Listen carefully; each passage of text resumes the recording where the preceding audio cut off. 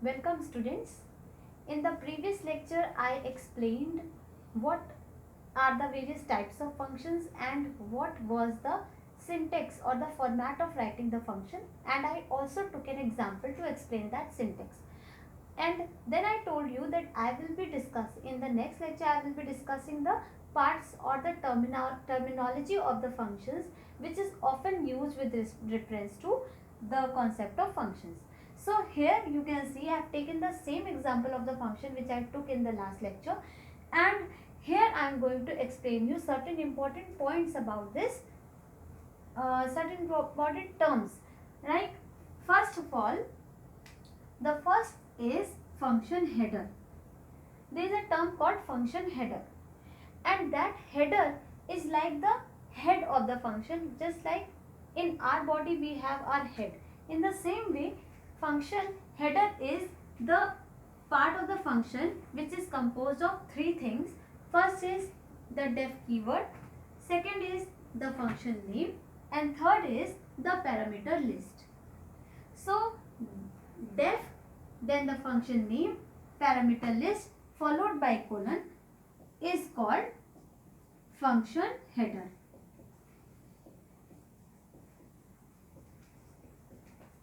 Okay, and then the body of the function is the second broad part of the function called body. So just like in a human body there is a head and there is the rest of the body. In the same way, this portion means the portion including def, function name, parameter list followed by header is followed by colon is called function header, and the working of the function is called the body of the function.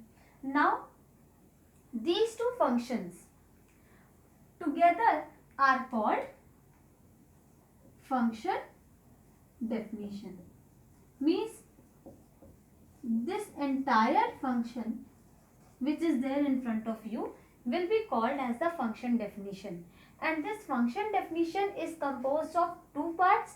First is function header, second is function body. So you can say function definition is equal to function header plus function body. So by now you are clear about how to define a function and what are the different parts of a function. Next in the sequence is to use this function. Now you know how to make the function, but now next thing is to use the function in your program. And for using a function, you need to know how to call a function. Children, see, if you make 10 functions in your program, then all of them will be simply sleeping inside your program, doing nothing unless you invoke them or you pass an order to them that now you perform your work. Like in case of calculator, all the buttons are there. Every button knows what I have to do.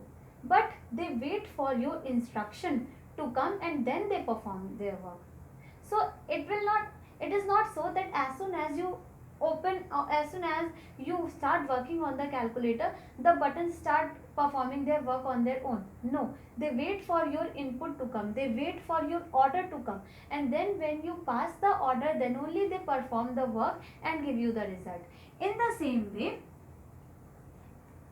when you have made function in a program, then in order to utilize this function, you have to make a call to them, which is called invoking a function. So it is a very important part, because without this your function is useless inside a program, right? So how to call a function? To call a function you have to follow the syntax: function name,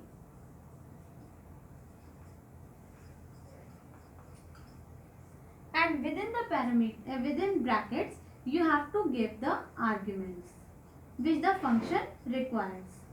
Now these arguments are also optional. Just like these parameters were optional, in the same way these arguments are also optional. So when a function will have parameters, these are called parameters. I will explain these two things more deeply later on. So arguments will be there in the function call only if your function has parameters. So if this is there, then only arguments will be there in the function call. If this is absent, this thing will also be absent, and in that case you will simply write function name followed by parenthesis and your function call will be over. There is no need of giving any space also if in case your arguments are not present in the function call. Okay, so in case of function call, you have to simply write the name of the function followed by the arguments that it requires. So if I want to call this function, then the name of the function is add two numbers. So I have to write the name of the function, and then what does it want? It wants two values upon which it can perform the work of addition, right? So I simply pass 5 and 8, and this is my function call statement for this particular function. So in the same way, whenever you have to utilize a function made by yourself or user defined or built-in function or function defined in module, in every case you have to do this work of calling the function, otherwise your functions will be useless. To another very important terms about this function call and function header is parameters and arguments. Arguments are the variables which are present in the function call statement. I told you what is this? This is the function call statement, right?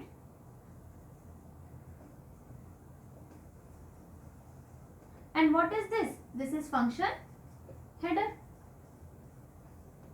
right? So the variables present in the function call statement are called arguments, and the variables present in the function header are called parameters, right? Now what is the difference between them? These are the values which are sent by the function call to this function so that this function can perform its work over these two values and then produce its result. Okay, and these are those variables which are there to receive the values being sent by the function call statement. See, you are passing some raw material to the function so that function can work over it, right? So function has to receive that input somewhere, na? So for that we are having these parameters, and the values which are being sent by the function call statement are the arguments. In other languages, arguments are called actual parameters, like in C, C++ and Java. These arguments are named as actual parameters. And in case of in C, C++ and Java, these parameters are called formal arguments.